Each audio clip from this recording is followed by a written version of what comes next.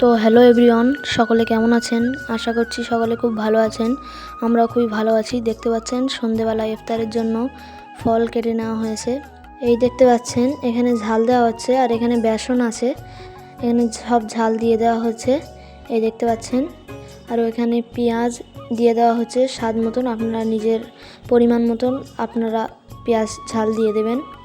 তারপরে এই দেখুন এখানে ধনিয়া পাতার চপের জন্য ধনিয়া পাতা দিয়ে দেওয়া হচ্ছে। দেখতে পাচ্ছেন সমস্ত ধনিয়া পাতা এখানে দিয়ে দেওয়া হচ্ছে। তারপর দেখতে পাচ্ছেন পরিমাণ মতন আরও বেসন দেওয়া হচ্ছে, বেসন কম হয়েছিল বলে আরও বেসন দিয়ে দেওয়া হচ্ছে, এবং আপনাদের স্বাদ মতো লবণ দিয়ে দেবেন।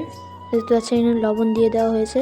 তারপরে অল্প করে একটু জল দিয়ে মাখিয়ে নেওয়া হচ্ছে। তারপর সরাসরি রান্নাঘরে গিয়ে দেখতে পাচ্ছেন কড়াইতে ভালো করে তেল গরম করে তারপরে চপগুলো ভাজা হচ্ছে। এই দেখতে পাচ্ছেন সুন্দর করে সব চপগুলো ভেজে নেওয়া হচ্ছে।